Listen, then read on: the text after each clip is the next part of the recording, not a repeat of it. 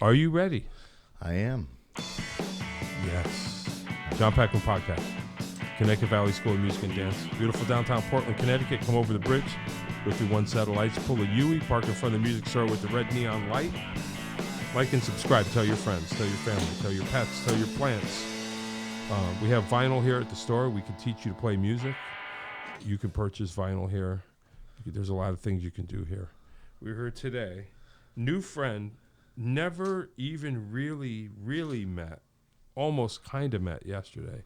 Dan Volpe, drummer, right? Percussions, yeah, drums, Percussions, yeah. drums, whatever. Yeah, cool.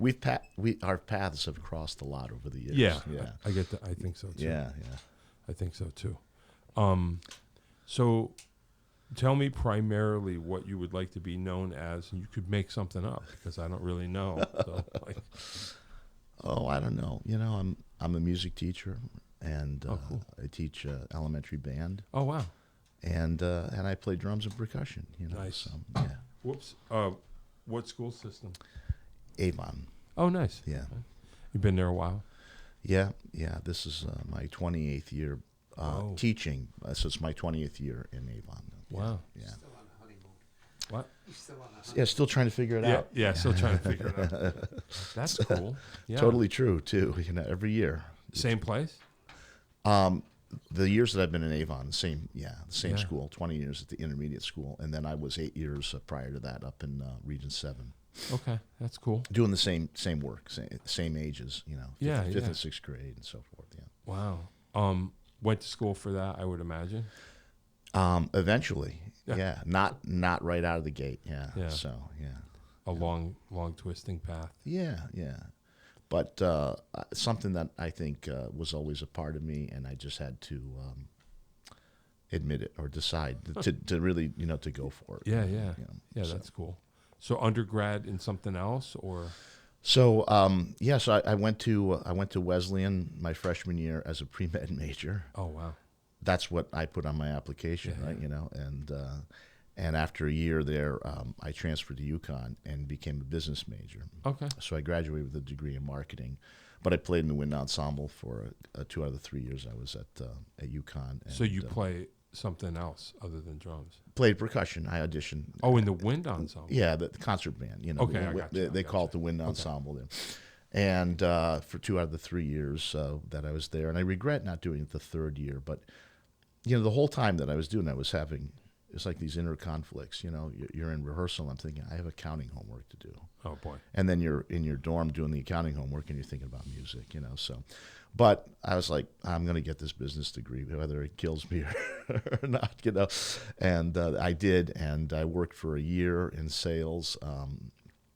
And during that time, I decided I was going to go back to school to become a music teacher. Wow. Yeah, and I went to Central for the rest of all my degrees and music stuff. Yeah. Wow. That's cool. Yeah. And got a job kind of right away? Or? Yeah. Oh, good. I was very fortunate. Yeah. Hey, that's cool. Yeah. Was it what you thought it was going to be? Yeah. Yeah, You know, it's a great job. It's a great job. It's very rewarding. It's an uphill battle all the way to the end of the year for the age level that I work in. You know, Which is 5th and 6th grade. Wow. You know, beginner kids. And Yeah. I think somebody described it once. It's like, you know, you work and you build this beautiful sandcastle, and then the ocean comes in and takes it out. And, Oh, you know, boy. and then you start over every year. You know, so yeah. different than like a middle school band director or high school band Were director. you with them for? Yeah, and you got kids coming to you with a certain amount of skills already and stuff like that. Like we start from scratch, you know, from square one. And Yeah, you yeah. build, and start all over again. you Oh, know, boy. every year. So, Yeah. Well, you know, I'm sure it's meaningful. I mean, I remember that's when I started taking drum lessons for real, like in 5th grade. Yep. I remember. Same with me. Yeah. I remember it like it was yesterday. I don't remember his name, but there was like an older guy. You know, we would get drum lessons, the bunch of us, and I remember it like it was yesterday. Him playing a 5-stroke roll, and just being like, "What? Yeah. What is that?" You Right. know? So that's cool. Yeah, same with me. It was life changing. I always said my elementary band director changed my life. Yeah, right. And it's true, you know. And I was never one of those kids like, you know, so many kids get into it for different reasons. Speaking drums specifically, Sure. right? And for me, it was that exact thing. It was like, as a little kid, I was, a strange kid. I mean, I was into colonial American history and stuff like that. So I love the sound of fife and drum bands. Yeah, right. As a little kid, and you go to those parades and you feel that bass drum, when they come by, and it's like that. That was always the thing. So how do you make the magic with the hands? It wasn't about becoming a rock star or thing like that. It was just like, how do you do that? Like, how does all that sound come out? And it doesn't seem like you're working that hard. Oh, wow. You know what I mean? Yeah, when you see great drummers play, Yeah, it's just like, how does that happen? How do you do that? And that's what I was interested in. Yeah. And so whatever they told me, if he said, I want you to play this or we'll do that or whatever, like, okay, I didn't have, I need to do certain things because this stuff is beneath me. No, it's like whatever you give me, whatever you want me to do, I'm going to do. Right. I want to work on. So yeah, that's exciting. Yeah, I know. I lived.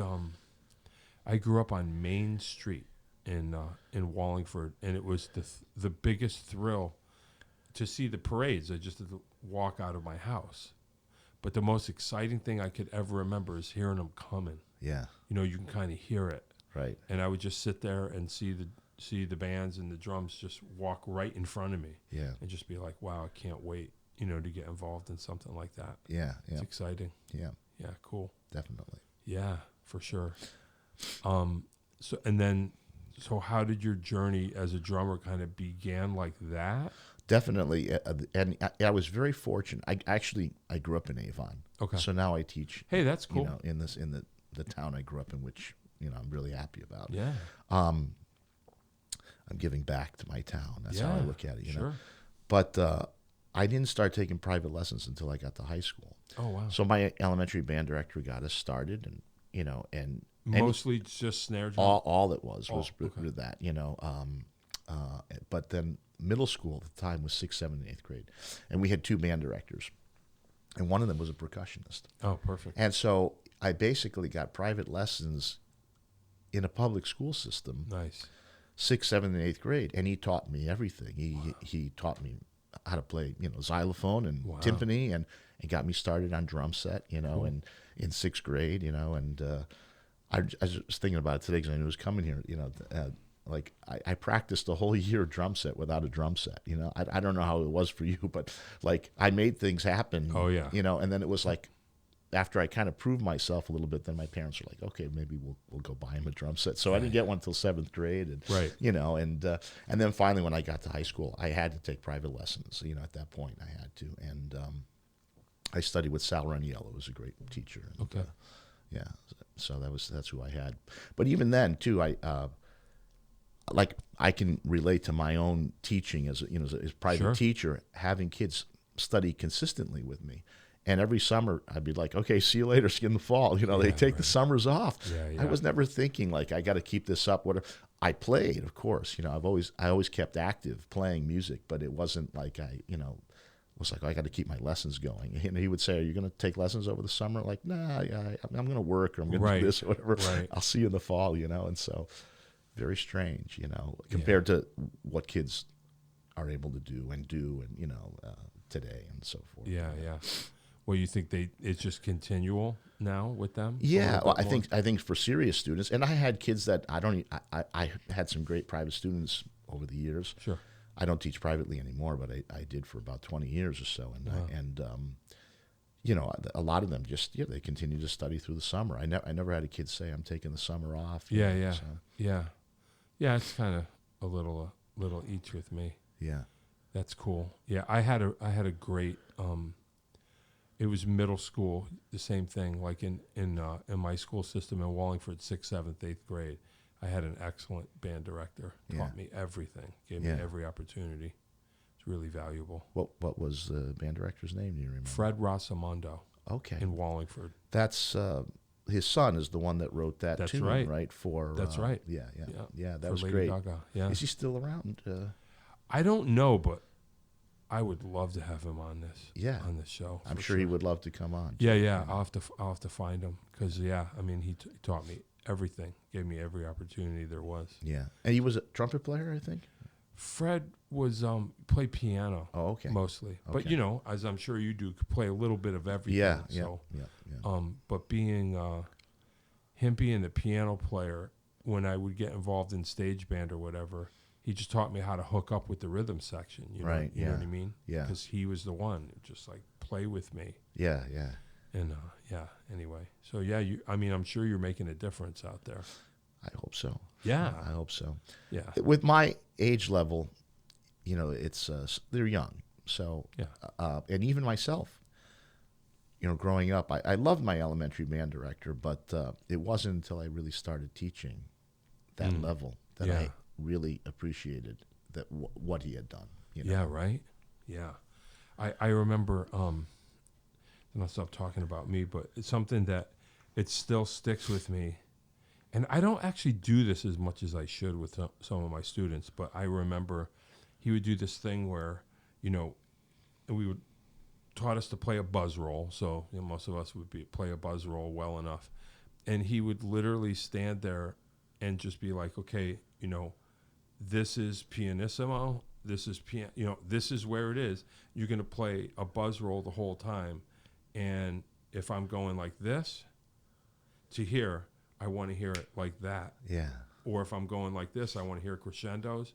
And he would just move his hand, and you would just watch and adjust and build muscle memories for each level of dynamic. That's great. Yeah, it was huge. Yeah. It was totally huge. Yeah. Just building muscle memory of dynamics, which come into play later, I think are super important. And getting to hear yourself from outside your body, which is hard to do. And I think I started to really get that as I got into high school. Like, what is the audience really hearing? Right. That's how you develop dynamics. Sure. You know, you can do it in the room and think, well, I can look at my kids.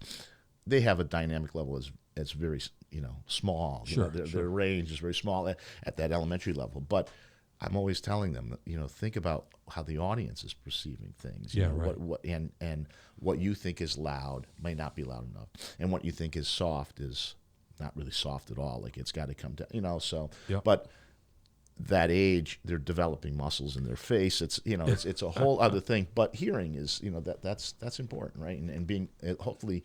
Me saying that is making them aware of things. So when the technique catches up to that, they go, "Oh yeah, that's what he was talking about." Right. I hope. Right. Yeah. Yeah. Hopefully. Yeah, I know what you mean. Yeah, you're planting seeds. Yeah. That are hopefully going to sprout later. Yeah, I know what you mean. I mean, at least for me, a lot of times, if I'm playing in a band, most of my energy is taken up with, or a lot of my energy is taken up with trying to project my ears out there, and make sure that I'm dialed in, or kind of where I'm supposed to be. Right. And that's not easy to do. Yeah. You know. And thinking about how your equipment projects too. Sometimes we're behind the kit and you get, this stuff sounds great, but it might not be carrying past, 12 feet or something. Right. Interesting. And right, isn't that interesting? Yeah, it is. Yeah, it's like your choice of cymbals and drums and so forth, and how you tune things. You think you're doing the right thing, and then people are out in the audience like, can't hear you. Yeah, right. Yeah. Or it's too loud, and like, all right, I'm barely hitting these things. What else do you want me to do? But that's one of the hardest things, playing an acoustic instrument like we do. That's so dependent on the room that you're in, right? As far as what's going to project and what isn't. Yep. And you can't always control that. Yeah. But you have to kind of adjust. Yeah. To the room. Yeah. No, I agree. That's why, tuning the drums to the room, and hopefully picking the right cymbals too to work in those. Not everybody thinks like that, but I think like that, and I think you do as well. Picking the right sticks. That one stick will not work the same way as it does in another room or another situation. So, yeah, that's interesting. So to be tied down to like, this is my stick or this is my gear, is good. Yeah. If it's you and you're the main act. Yeah. But if you're serving the music, right, you've got to bring the stuff that makes the music sound better. For sure. Yeah, definitely. Yeah, that's funny. I was thinking about that. So we'll talk about Dave King. Yeah. Because it did make me think. I'm still kind of processing some of the things, But I just realized that, like, at least for myself, I got the sense that that Dave King, for anyone who doesn't know, I mean, how would you describe? So we went to a drum clinic last night up in South Hadley, Mass. Excellent drum store. How did you discover that place? Because Jeff Brown told me about it. I told Jeff about it. Oh, okay. Yeah, All right. So it came from you. Yeah. I said, you've got to go up there. This place it's like a dream. It's the best. It's like a dream. And the guys are the best. Yeah, and yeah. They're young guys, and I give them so much credit Yeah. doing what they're doing. Yeah, you know? yeah. Joe's great. It's just, like, I can't say enough great things about that place. I agree. And we needed that in our area. We did need it. For sure. How did I discover it? I don't know. I probably was on Reverb, and I saw, something for sale. Yeah. And then I was like, wait a minute, this is South Hadley, Massachusetts. That's not that far, Yeah, And yeah, so, let me investigate a little bit more. And then I took a drive up there. And at that time when I went, they were only open like part-time Thursday, Friday, Saturday. Oh, wow. Yeah. Now yeah. they're more open, Yeah, yeah. Sorry, I got the sniffles with this cold here. Anyway, so it's a great place. I cannot, even if you're not a drummer, I think you would enjoy going there because it's history. There's so much history. It really is. And we think of so much innovation that has come with all instruments, but particularly drumming, because the drum set, because it's really a modern instrument. It's a 20th century instrument. Right, right. But things that are being invented today or being put on the market today, a lot of stuff they figured it out back in the 20s. Yeah.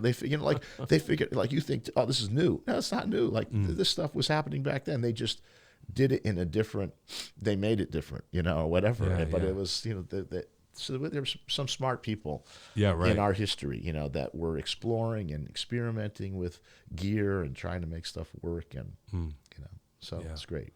And it's a lot of that is there in this building. Right, yeah. If you look around.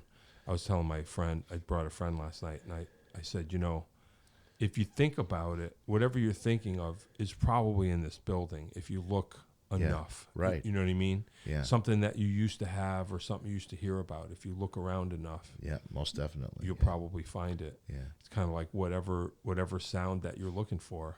Yeah. From the 40s. Or you see the original iteration of that thing, like, oh, that's how they used to mount stuff, and we take it for granted today, But anyway, to answer your question regarding Dave King, is you said, how did I come across that? Yeah. Do you remember Borders Books and Music? Oh, yeah. Right. So that used to be the thing for me, like on a Friday night, go there, and if you had nothing else going on, right, you go through the listing stations. Oh, yeah.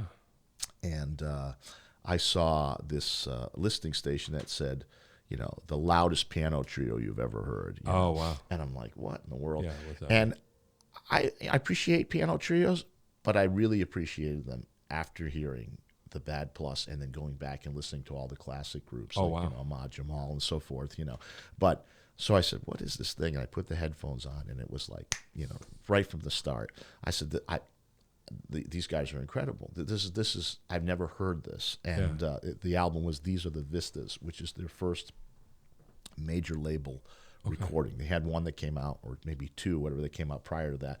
But this was the big one on Columbia, and it was the first one, and that's the Heart of Glass. He was talking about all that stuff. Yeah. I said, this is a group that represents today. Right. They're playing a classic ensemble, but using repertoire of today. Like this has got to connect with anybody. Hopefully, if you've got ears, it's going to connect with you. You don't have to be a jazz person. Sure. And then I said, I got to see these guys live. And like within a couple of weeks or whatever, I found out that they were playing at the Iron Horse in Northampton. Oh, wow. Yeah. And I got my ticket, and I raced out of school one day. I showed up late. I missed the first song, but but to watch them, and I'm like, I can't believe it. And so that's it. From that major label release and getting to see them, in person, that however many years ago now, right. 20 plus years or whatever. I just like, this is a group of today, and these guys are my age, and they're great, So yeah, that's killer. Yeah. And then there, it's funny. I'm ashamed to admit, but I've seen some things, but I discovered Dave through Rational Funk, Right. and I don't even remember how. It just was like, this is hilarious. Yeah. Like it just really struck me in the right way as and I, not many people, like I played his things for everybody I know, and like Jeff Brown was like, huh, you know, Yeah, like no, right. no, but some people, it doesn't mean that you're, that there's any value judgment on people who don't get it. But I just was like, this is the funniest stuff Right. ever. Yeah. Ever. I was so into it. Yeah. And I don't really even know much about the Bad Plus, but we're talking about the clinic. So Dave King did a clinic last night at this drum store that we're talking about, and it's just like, I loved it. I had no problem whatsoever. But like, he talked for 45 minutes before he even hit a drum, Right. and then talked about how he shouldn't talk and he should just play. And Right. I was completely fine with that. Yeah. Because that's kind of what I got the impression anyway, that's what he does is, and he said it, Yeah. like, I'm not going to sit here and play a bunch of licks for you and explain them. I'll create something here and now, and then attempt it. And that's beautiful. It's a unique, a truly unique thing. Right. That's in some ways he's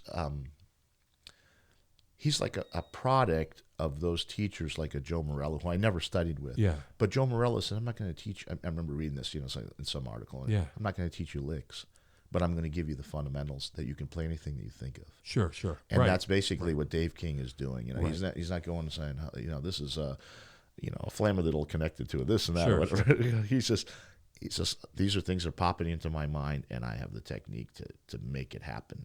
Yeah. And I think a lot of teaching today, if you look on YouTube stuff, Sure. a lot of it is lick based. Sure, a lot. sure. Oh, there's this great lick, and then so on. But I don't know.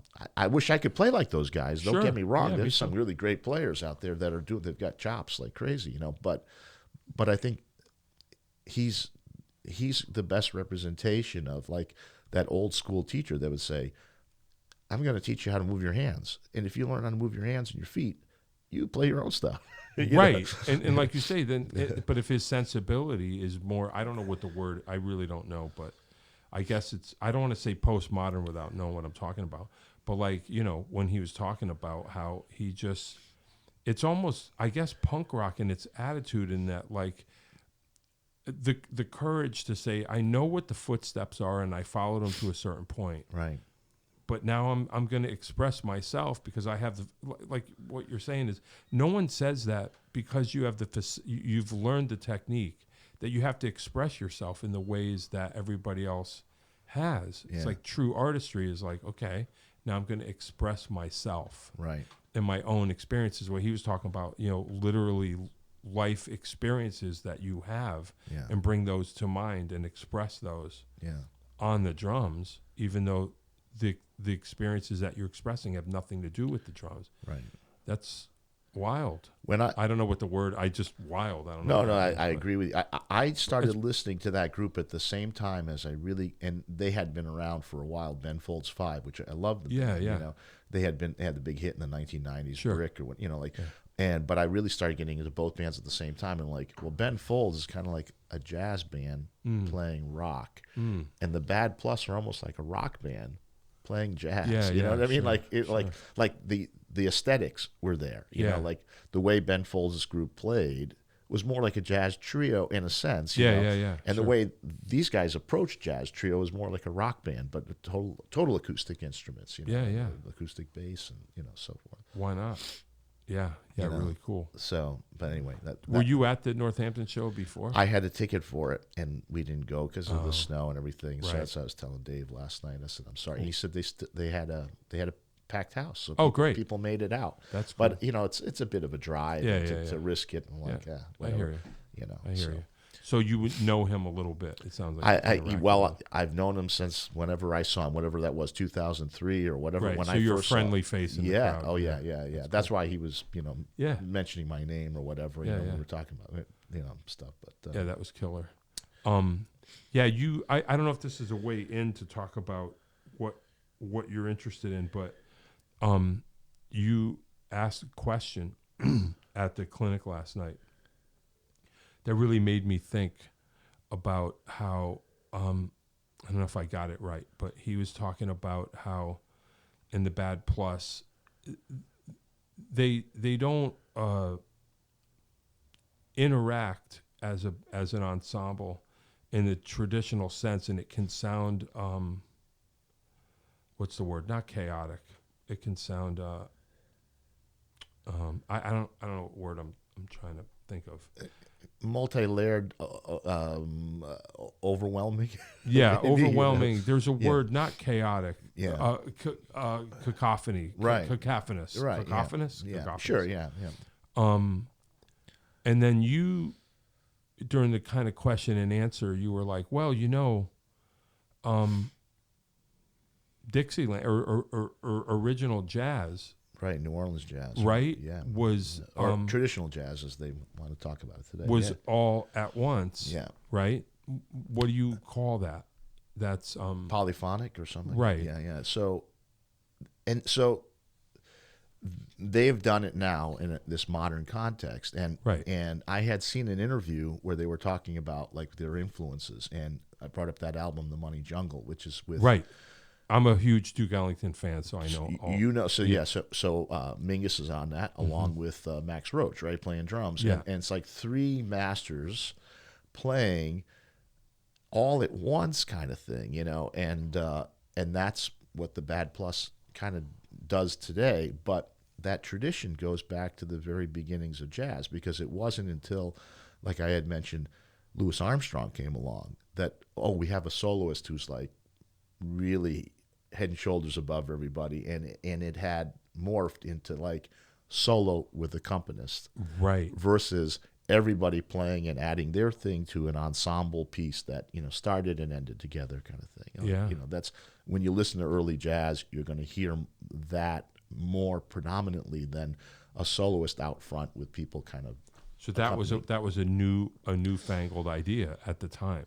To have a soloist, that came with Louis Armstrong. I think somewhere in that mid-20s period. But if you go back to 1917 and you're listening to the original Dixieland Jazz Band, you're hearing ensemble playing. Like somebody, and it's the same thing with the Bad Plus. Who's got the lead, but it doesn't sound like, all right, here's the head, and now we take solos, and we go around. Like you never hear necessarily in the Bad Plus like a bass solo, just the bass solo, unless that's part of the arrangement or whatever, And oftentimes when Dave solos on drums, the rest of the band is playing along. They're not like, okay, right. take a walk off the stage and let the drummer play, Or they're not playing a vamp. They're Yeah. not playing the same vamp over and over for him to play on. Well, it could be something like that. But they're always playing. They always seem to be doing something at the same time, So it depends on the tunes, but that he was right. I mean, obviously it's his band, but that's what they brought to it, was not the traditional kind of thing like, okay, I'm going to now play a couple of choruses and you guys are going to just accompany me. But your point was, but yet it might even be even more traditional. Right. Yeah. Like it goes back to the start of things, Yeah. I don't know if, again, I'm not a historian, but I've done some reading and Sure. like anybody, and those musicians that were playing in New Orleans, they were a conglomeration of different things. They were coming out of band music, coming out of ragtime, ragtime is classical music, coming out of straight classical music, right? And then putting these groups together for dances and socials and things like that. And so there were no rules yet. And there was no like... Yeah. And so I think that stuff evolved as the soloists evolved. That maybe it was like, hey, you guys lay out now, let me do my thing or whatever. Yeah. I don't know, but it's certainly it's interesting how quickly things move in modern times, though, right? Like when you think about where music was at the turn of the 1900s to where it ended in 2000, like in just a century. It's inconceivable. Like everything, everything. My God, they had horses, and then we have rockets, right? So like things are moving at lightning speed, and that's what happened with the music. I think it just, quickly continued to evolve. It evolved, and that's it. Yeah. Until it got to a point where, you got to 1959, right? And you've got Ornette Coleman saying, Sure. let's not play changes. Yeah. Let's play melody. Right. And then the ushering in of what they call the free jazz or whatever. And I think Dave made a great comment about that. We was talking about a lot of times people think of free jazz as noise and everything Right. like that. But the masters do it in a way where there's some connection to everything. There's something that they're putting in there. There's some root to all of it. It's not just Right. I mean, and there is a lot of people there. I should say there are a lot of people. There's a lot of examples of people just making noise for the sake of making noise. But the real great guys were able to play free in a way that they were still connected. Well, here's a question, because I don't know the answer to this. So when we use the term free jazz, free, Right. who came up with that term, and free according to who? Because like you say, if you're a listener and you don't really like, so Dave did a thing last night where he did kind of like a solo improv thing, and it was hard to understand what was going on. Then he goes, now I'm going to play a part of it again, but I'm going to let you know that I'm thinking whatever it was, Right. like I'm in 5 and Yeah. I'm thinking of a melody. And then he kind of started playing again, and it was like, oh, okay. Right. Yeah. So when someone says free jazz, that's almost like, it's not free as in, like Dave was saying, as free as in maybe Right. I won't even play at all. How Right, about right. that? Yeah, or, yeah. or just make noise. Sure. Yeah. It is within a structure. Right. I wonder how, as if you just said you're not a historian, I'm going to ask you, like, to tell me. But like, who free jazz according to who? You know what I mean? Yeah. Like, we call it free because we don't understand it? Do you know what I mean? Sure. Yeah. I don't know. I don't know if there's. Yeah, I don't know. Well, Ornette's thing was the melody is the form, right? That's what his as whole opposed thing, to the chord changes. right? As opposed to a form of, X amount of progressions or whatever that you have to go through, before it comes around again. Whatever. Yeah. And so I think that's where he was coming from, is that the melody is the form, but I don't know. And then do the chords follow the melody, or there are no chords? I've seen some Ornette Coleman tunes, like in lead sheets, there are some chords, but how do those chords move? I don't know. Like I'm not a piano player, not a guitar player, where I would have, I would know more intimately like how that works, but I don't know. It's kind of like, did you mention this on your show too, where like one of the old blues guitar players or whatever saying that they stayed on, everybody was looking for that chord to change, and he's like, I'm not ready to change that chord yet. Oh yeah, right? It was Lightning Hopkins, right? Lightning changed when Lightning wants. Yeah, to change. right, exactly. So and so I think like that's that maybe is how things evolved with the freer players. Maybe there was certainly I think it happened with Miles Davis, and when he got into modal playing, sure. right? They went from playing these great chord progressions, right, that everybody thinks of like, oh, this is jazz standards, and they're built on 2-5-1s and so forth, and he comes in and says, we're just playing over one chord, that's it, like what can you come up with, until we change it to another chord. I don't know. I mean, it's I just I think it had to get there in the time that it did, based on how fast music was progressing at that time. Yeah, it reflected the times. Yeah. I think people were pushing as far as they could, and that was the next step. Sure. Yeah. Sure. You want to talk about your drumming? Sure. All right, I'm going to tell you what they say about you. Oh my gosh. Meaning Jeff. Yes.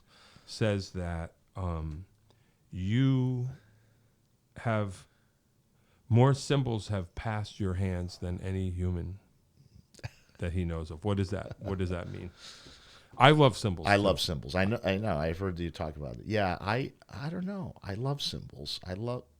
Drums can always be tuned. Yeah. Cymbals cannot. And even if you put tape on it, which I'm not really a fan of, they all sound different in different rooms, right? And Jeff said something about me years ago, which I really appreciate, that I had 1 foot in the future and 1 foot way in the past. And I think that's a great compliment. I take it as a compliment because looking ahead and seeing things that are happening now, but also like really having great appreciation for all this historical stuff that has come, in the past. Sure.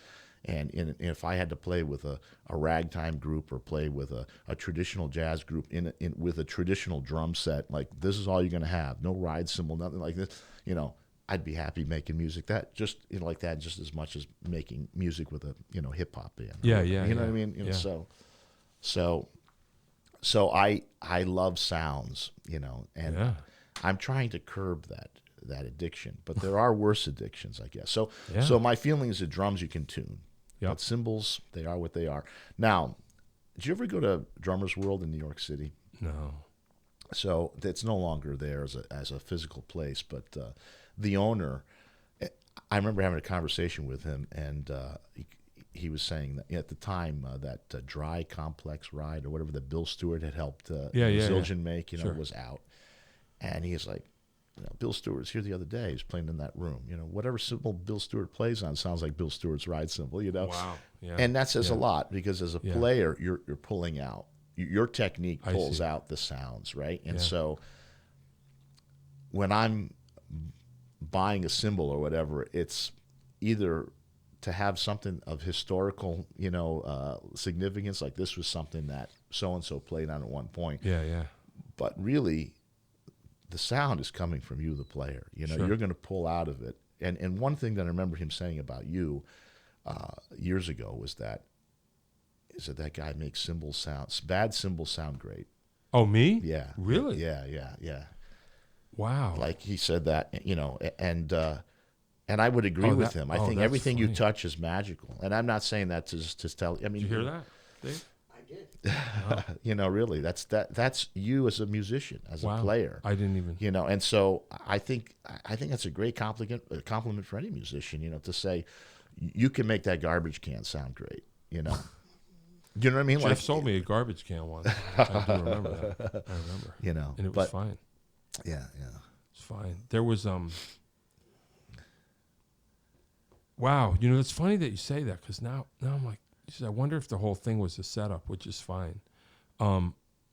He would call me up every once in a while, and be like, "You got to hear this cymbal." Yeah. And he's not selling me anything. I just not a cymbal maven, but I'm open to like, all right, let me hear something. Right, yeah.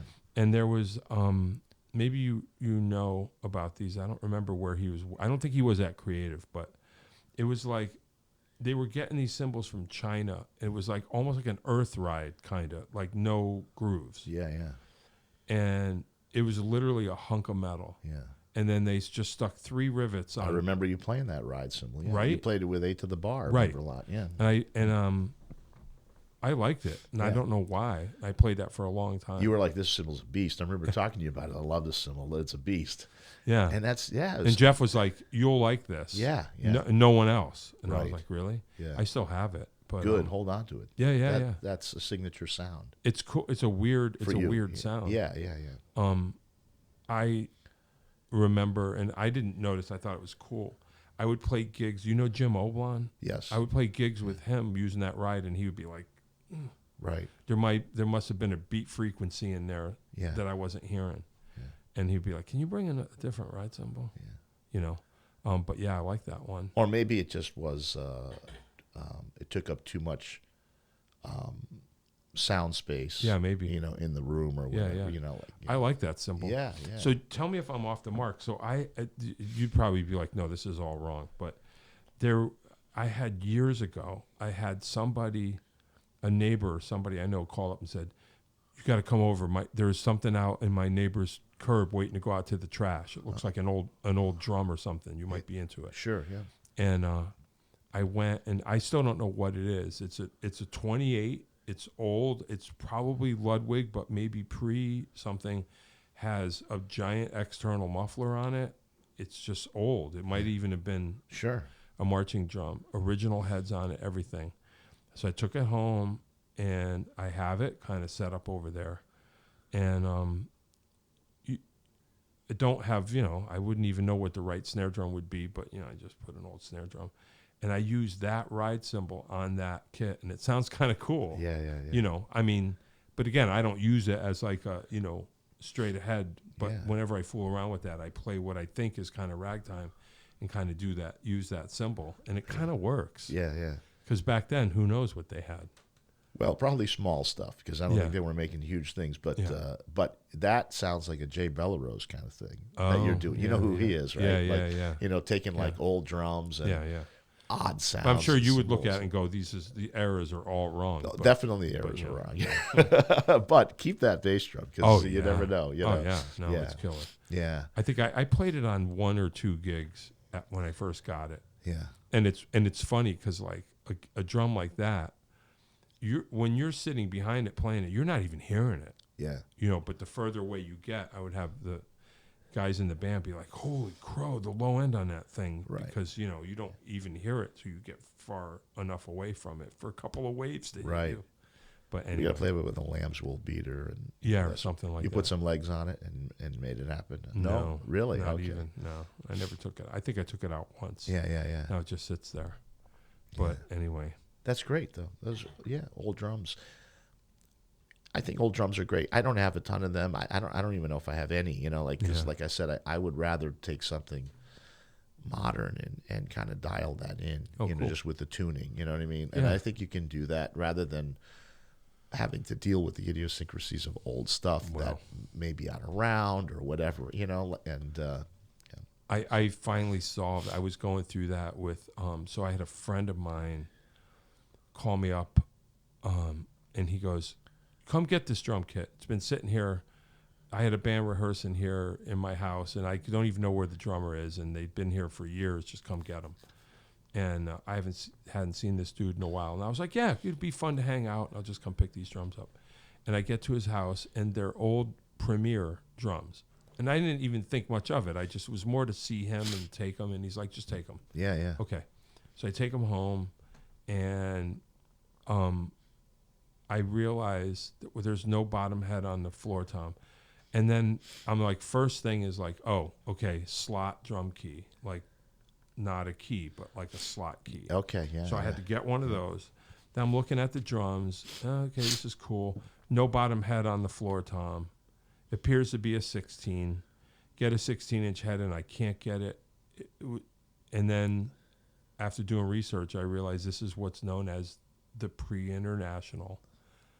Before they, so they're metric size heads. Oh man, yeah. And I'm like, Jeff came over one time and he was like, "I think you got something here," and so anyway, long story short, it took me a while, and I went up to Wood and Weather, and they were just like, "Remo can make them, but they're," and I was kind of like, "You want to buy them?" Rather than, because I'm just like, I don't know what I'm going to do with them. Sure, yeah. But I did discover in the store in Nashville that they actually stocked them. Forks. Yeah, right. Or So I got a floor tom head. Yeah. And then it says it was a 22 kick, but I couldn't fit a 22 on it for some reason. I don't know what the deal was. Right. It had a front head. It had a hydraulic front head. And so someone told me that Evans, you can muscle them on somehow. Yeah. Well, I thought there was one company, I don't remember, they would make a vintage series that was a little bit oversized to fit these drums. I was going to go there. Yeah. And anyway, long story short, it has an internal muffler system, like a huge, big, in a dial. Yeah. And the front head was a clear hydraulic, which I just was like, I'm sure someone just put that on because that was the only thing that would fit. And I don't know if you know Arnie Kuzo, but he is a drummer and he can make drums and he's into graphics. And he said, bring that to me. And I said, can you cut a head? And he's like, I can't because it's hydraulic. If I cut it, the oil's going to run out. So he he made it look like a white head. Like he just took, like his thing is like he'll take the graphic and print it on the sticky side and put it behind a clear head. And but the head was scuffed up, and he's like, I couldn't get the scuffs out, so I made fake dirt I made it look distressed. Anyway, but I finally got that kit rolling. Really? You like it? Are you playing it? It's cool. I have an organ trio gig that I do once a month, and I bring that out, and it's perfect. Wow. It's like, this is cool. Nice. But it's a pre, I think it's pre 66 or 67. So it's not that old, but it's old enough that it's a pain in the ass. So like, anyway, what I was saying is some of the older drums, they're idiosyncratic. Right. And you're like, I'm not going to bring them out. Right. You know? Yeah. So anyway. Right. And, Joe said from Wood and Weather, he told me, he said, anything that was made past 1964 or whatever, Yeah. is not made as well as the stuff that was made prior to that. And what happened is obviously Ringo started selling drum sets without realizing it. Right, sure. And the manufacturing companies couldn't really keep up with the demand, and so the quality control went down. Wow. He says, I'd rather have something that was... I see. He said, I see the things that are made now that are babied, and they come in and they're in worse shape than somebody who took a drum made in the 20s and left it in the garage and it got rusted. Sure. And that thing plays great, and is built like a tank. So Yeah.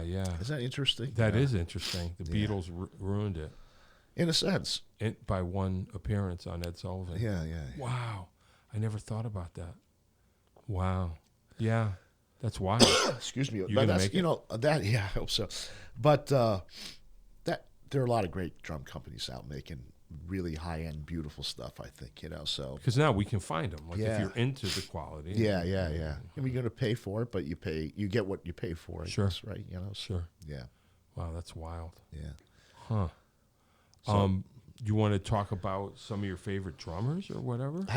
well, you got to ask me the question, like, what do I do? I like playing all kinds of stuff, but really what my niche has been musical theater. Oh, wow. For the last, I don't know how many years. Yeah, sure. Since I, started really playing out a lot in my, mid-20s or whatever. That's what it's been. And I enjoy the work. It's not like, playing clubs kind of thing. I think of it as like 9 to 5 playing. You're in at 7, you're out at 11. Yeah.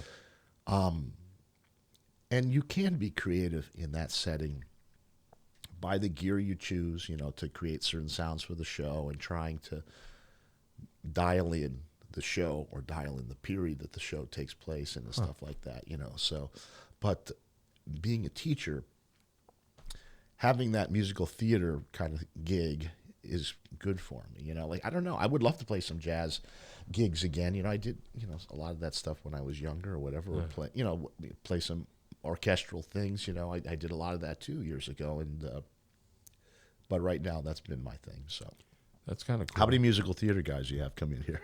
Not too many. Right, not too many. So finding the, like you say, the right gear within that structure. Yeah. How to interpret the score. Right. Yeah. Yeah. And the guys on Broadway do that. That right? When you see, the Miller machine. You're familiar with the Miller machine? It's a triangle machine. You hit it with a stick and it hits the triangle. Something definitely worth checking out. But these guys put their, all the Broadway guys put their setups on what they're using and stuff like that. And you could that's what that guy used on Broadway. That's that's the sound. That's how they got that. It's not just sleigh bells. It's like a rack of sleigh bells or whatever. Things like that I try to bring when I do shows. And I don't know if music directors appreciate that or whatever, but that's been my thing. I figure why not? That makes up for my lack of ability to play. But you're trying to do it for real. No, right. Yeah, because I appreciate the art, that it's all about. And why not? So that's the thing. And so, Jeff talks about having me going through symbols and stuff like that. Part of it is that, like really finding the great sounds that match certain things. Hell yeah. And so forth. And I hear that. So I do enjoy, that I think you can be creative and in that context, even though it's, same thing every night kind of thing, Right. You can still be creative. Yeah. No, I can imagine that. Did you ever do any theater work yourself? No, I mean, in high school, I was in the pit band for the things. Right. Not really my thing, but I was really glad I did it. Yeah. It was cool. I think the thing that if I took anything from it, I got lucky. Yeah, it was always watch the conductor. That was the thing. And then I did junior symphony or whatever, we had one. And it was always like, I just learned to watch the conductor. And when it came time to be the drummer in the pit band in high school, I didn't know what I was doing at all. But I knew the band director, and who was conducting it, and she was just like, just watch me. Right. So anyway, I learned to watch and read and watch. Yeah. And I feel like when I started playing out in rock and roll bands, I never take my eye off the leader. Right. I'm trying to see how they breathe. I'm trying to see how comfortable they are. I'm trying to see. I just focus on the leader because I was so scared when I started doing that. When I did my one little thing that she was like right here. Yeah. And I still feel like that's one of my assets when I'm when I play rock and roll gigs, is I'm always focused in on whoever's has the ball. Yeah. I'm there to literally accompany them. That's right. Yeah. And so, I'm glad I did that, because that's one thing I think I do that maybe some drummers don't, is I focus on the leader. Right. Because of that experience. Always listening. Yeah, I feel the same way playing a show. Like, if you can't hear the singers, what's the purpose of me playing, right? What's the purpose of coming to the show, right? People are there to hear them, and we're, as musicians, we're there to enhance that, but we're not. It's not about us, it's about the production, the overall production. That's another thing that the Dave King experience, it had me thinking, which is completely different from my approach or my experience, but I feel like, I don't know if you feel this way too, but I feel like over the years, I have my things that I like to do on the bandstand or whatever, but I am fully 100% comfortable with the role of the drums as an accompaniment instrument. That's what it is. Right. That is what it is. Yeah. And I happen to be very comfortable. I'm pretty good second. I'm right behind the leader and I'm with you. Right. But when it comes time for me to express myself, I don't really have a whole lot to say, because I honestly feel like I'm comfortable with my role as an accompanist. And then, seeing Dave King last night, I just was like, he's an artist. Yeah. I don't feel like I'm an artist in that way. Yeah. I'm a born accompanist. Yeah. I'm with you on that. And I don't mind that. And No. And you asked me about favorite drummers. Everybody has to admire the technical, Sure, of course. stuff that Buddy Rich was able to do. And all these. Not my favorite band. Yeah. Right. I would so much rather hear other groups other than the Buddy Rich big. I'd rather go hear, Thad Jones, Mel Lewis, because Mel Lewis played for the band. Sure. He was a great accompanist. Sure. He lifted that band with his playing versus I'm beating all you guys up with my drumming, and and so, I know a lot of guys get into that and they're like, oh, Buddy Rich, I was, It has its place. Has his place. Wonderful technician. Right. Sure. Awe-inspiring. You watch him, it's great. But the real drummers, we talked about Jay Bellerose, like a guy like that, he's creative and he's an accompanist, That's what I go for, how musical can you be in that context of an accompanist, Right. Yeah. Right. Well, I guess we're all doing the same thing. Yeah. You say Dave King is trying to be creative. It sounds like he had no boundaries, but he actually did. Right. Being creative within those boundaries. Yeah. Is what it's all about. Yeah. And I remember seeing a clinic that I didn't see it. I watched on YouTube where he was talking about, you see Buddy Rich and he's playing the same solo he played back in 1940 something. It's just variations of that where tell me something, tell me a story, do something, and that's where he comes from when he does solo. It's about creating an arc, with his playing and stuff. Definitely. Yeah. Well, I have a thing, a maxim sometimes that I find myself more interested. We can often be impressed by, prowess or whatever. And I always feel like when I see players, I'm like, don't show me what you know. Show me how you feel. Like I want to know how you feel. Right. Either in a moment or generally about things rather than, because we all know a lot of this. And also with drummers, a lot of times, depending on what you're doing, we all end up knowing the same stuff. Right. And it's just like the order that you're putting it in, like you're saying about Buddy Rich, it's just putting it in this order. Some people have an extensive vocabulary. Sure. And some people have a smaller one, and they make the most of it, right? Like, I think that was one of the things that I had read about those drum battles, like with Gene Krupa and Buddy Rich. Like, Buddy Rich would actually hold back because he knew he could play circles around Gene Krupa. But there were things that Gene Krupa did that were like just exciting. Yeah, like he just, okay, this is what I can do, but he still found a way to lift the audience and the band in that way, and I think that was great that Buddy in those cases didn't overplay him. That's funny. Just let him, because he did idolize him. So he respected him. That's good. And then also, not to go off on Buddy Rich, but he's the era too where I'm sure to Buddy Rich, it never strays too far from his mind that he's an entertainer. You know what I mean? Right, sure. So it's good for the show to bring out Gene Krupa. Yeah. And you know what I mean? Like he's probably thinking like that. Yeah, of course. Another reason. Yeah. We're getting close to the end. Sure. I don't want it to be the end. You know the questions. I think so, yes. Yeah, some of your favorite albums, a handful? A handful. I knew you would ask this, and I'm like, how can I, it's impossible. What can you, right, because I love all kinds of music, and you can think in categories of the stuff that you put on when you want to feel good. Yeah. Could be a Christmas album, right? Sure, it could be anything, right? Or if you're really in a true desert island situation, what can you listen to that you will continually discover new things in? Right.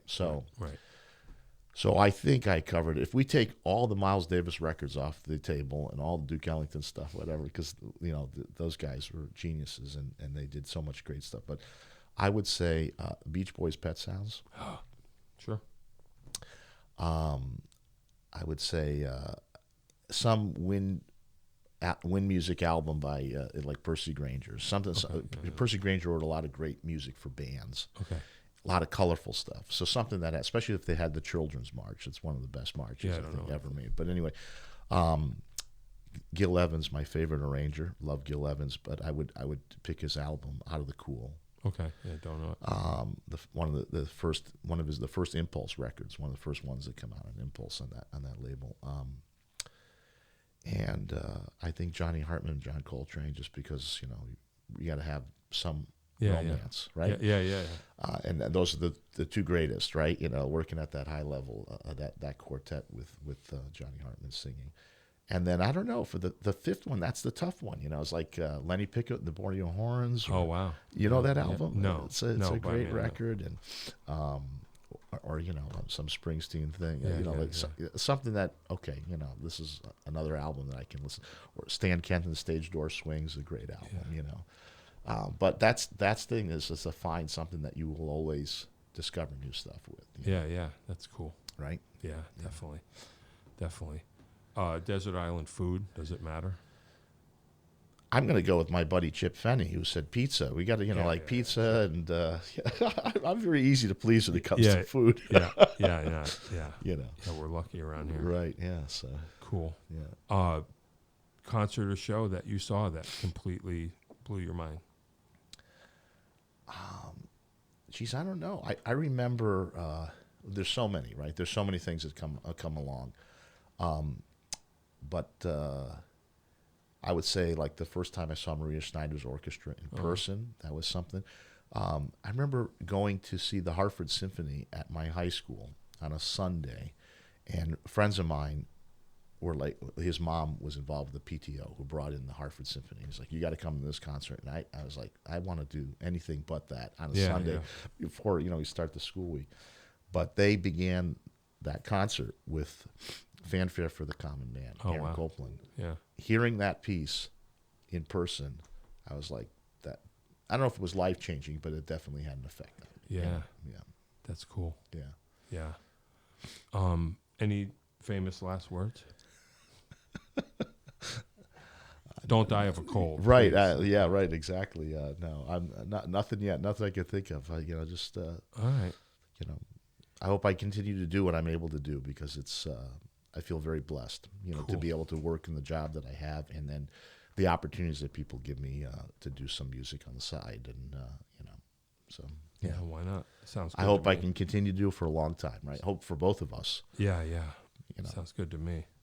Well, nice to officially finally meet you for real. Yeah. That was so funny last night. I mean, I was, trying to get a guest together. Yeah. And we nailed it down. And then I drove up to Dave, wait till you hear this. So we've met, but never officially. And he was on the list of guests. And I says, all right, let's do this. And we firmed it up on the phone. And I get in my car and drive to South Hadley, Mass. to go to this drum clinic. And I walk in, and he comes up to me and introduces himself. Yeah. I'm like, how would I know that you were going to be here? I had asked the owner, like, do you know John Peckman? And Really? and Joe's like, yeah, he's coming here tonight. I'm like, no kidding. Oh, I'm he supposed knew- to be on his Oh, podcast wow. tomorrow. I didn't even. Oh, You must have bought the ticket ahead of time, right? Yeah, I did. Yeah, I did. Yeah. So No, when I saw that, I was like, oh, I got to go. when Jeff said, I'm gonna recommend you to John to be on his podcast, I said, yeah. why in the world would he want to talk to me? He says, Why not? you've made a living in music, Right. and Right. when you take a step back, I guess I have, Hell yeah. I guess I have. So No, it's all good. It's all good. Yeah. But anyway, you're a great guy, and I appreciate you having me. Hey. And, Thank you. Yeah. Did you hear that, Dave? I did. I'm a great guy. Yeah. Wow. I didn't know that. That's awesome. Thank you. We're almost approaching 200 episodes. Ooh, almost 200 episodes. Fantastic. That's crazy. That is crazy. All right. Well, hey, thanks for coming. Dan Volpe was here. We'll tell Jeff about this. yes. All right. Well, hey, thanks a lot.